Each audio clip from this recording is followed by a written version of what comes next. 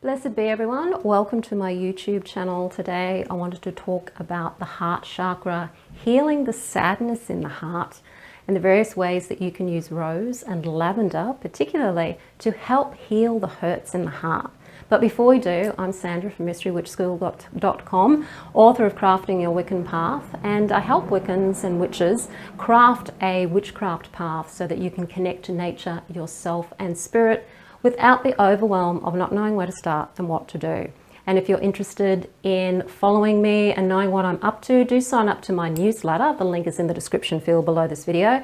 And that's just a weekly newsletter that comes out, lets you know what videos are happening, what's happening on other social media, and also what else is available to you as tools that you can use in learning witchcraft and walking the witchcraft path. As witches, like all people, we go through times when we feel sad, when we feel this heavy weight of grief, loss, sadness with self, feeling all of these horrible things actually in the heart chakra.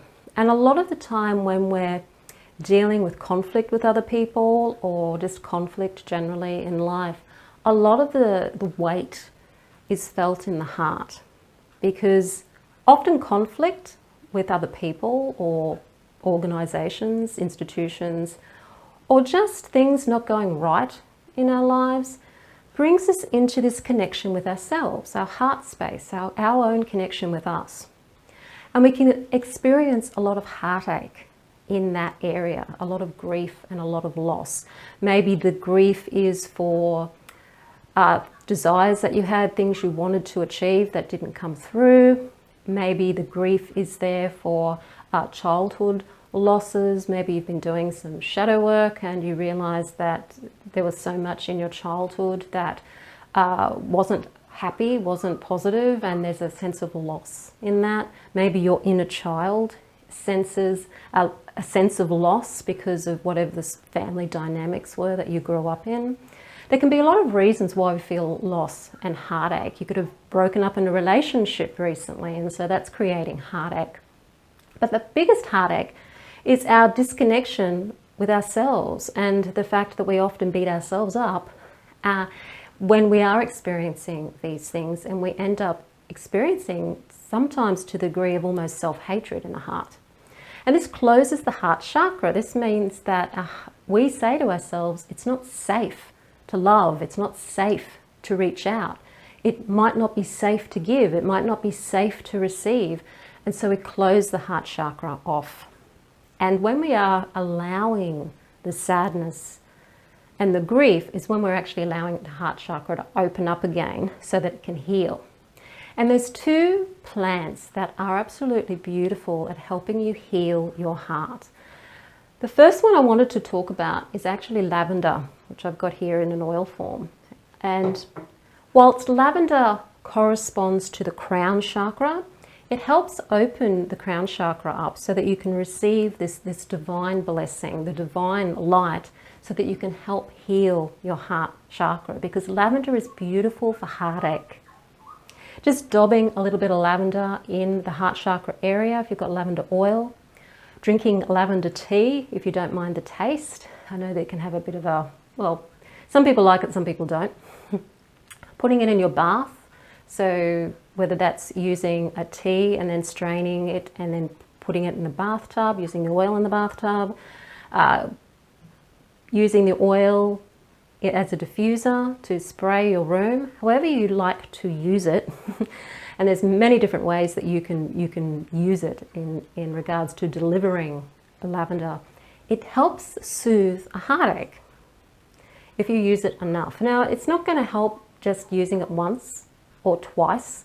You need to be using it every day for at least probably a few weeks to really get over the heartache or the sadness or whatever it is. But it's a really beautiful plant to have with you when you are going through sadness. This deep sadness in the heart. And the reason why I've decided to do a video about this is because I've been feeling the sadness in my heart for what's really going on in the world at the moment, because I'm finding that all of the terrible conflict and hatred that's going on in the world is just awful. And so it's working with these herbs to be able to allow us to open up our hearts and just allow the sadness to exist so that it can then be processed into some sort of positive outcome or expressed in a positive way. Lavender will also help you with that sense of self-worth. Often if you've broken up in a relationship, or if you've had a conflict with somebody or a conflict with yourself, that self-worth takes a beating. And especially for people who've grown up without much self-worth. And a lot of us have grown up in environments where our self-worth has been shattered. And lavender can help bring that self-worth back. And because of the self-worth, because of the healing of the sadness and the grief, it can also bring back a sense of confidence in ourselves again. Now, the other plant that you can use that is beautiful for the heart chakra is rose. Whether you use fresh roses, you can use rose tea in its dried form. I've got rose tea here that I use, and I use the tea to drink, obviously, and I also use it in spell work that requires rose. If you wanted to use it with lavender together, they work beautifully together to help heal the heart. Rose has the ability from a physical point of view to balance your hormones and to give you a more of a balanced state. It's also been known to cool the liver anger as well. So if you're somebody that has a tendency to really be a fiery type, rose can actually help soothe that fiery liver energy, which can help you maintain your chi so that you're not so depleted because you've burned yourself out. And it opens and soothes the mind as well. It's very difficult to smell rose and not be uplifted by it in some way, because it really does help open the heart. And in opening the heart, it helps us learn to love ourselves and respect ourselves. And when we do that with ourselves, then we're able to be more open to loving and respecting other people. We've always got to start with ourselves. If you find yourself always angry at other people, always upset with other people, resentful of other people, blaming other people, it's often to do with the fact that that's all actually you doing it to you too. And when you can start to respect yourself, you'll start discovering that other people actually have less control over you than you thought they did. And that's a good thing. That's very empowering. So rose, similar to where lavender is more about self-worth, rose is about self-love. So this is where you're getting into loving yourself so that you can love others. It helps you with relationships, so it can deepen a relationship. If you are opening up your heart and you've had a conflict with somebody, it can help you heal and mend the relationship as well. It can help give you that love of life back again if you're feeling that sadness and that grief and that heaviness in the heart. And it also helps us heal those wounds from our past lives as well. It's a real heart wound healer. And with rose, you can use it in the same way that you use lavender. You can drink it as a tea. You can use an infusion in the bath or put it in a spray bottle and spray it around. You can use the oil to anoint yourself, particularly in the heart chakra area. You can blend the rose oil and lavender oil together. You can do an infusion of both rose and lavender and bring them together. And when it comes to rose particularly, it goes really beautifully with honey. So if you can get some rose petals into a jar, maybe a jar about that size or however big you want to have it, push them into the jar and then fill the rest of the jar with honey. And allow the rose petals to be able to infuse the honey with their rose energy. You need to leave that for about 6 weeks before it'll be ready to use, because it takes that long for the rose to really get into the honey. And then all you have to do then is decanter it, and then you can use the honey. So wherever you like to use honey, you could use it as a spell. So honey is beautiful to sweeten. This is a really good method to use if you are wanting to sweeten a situation between you and another person. Maybe you've had an argument and it hasn't, it's causing a lot of heartache, a lot of sadness and a lot of grief. then using rose and honey together is a beautiful way to bring sweetness back into your own heart. And you can even use it to anoint a candle and use that energy to maybe do a spell to sweeten a situation, or a spell to mend a friendship. So just use a pink candle or a green candle for the heart chakra so that you can mend a friendship together.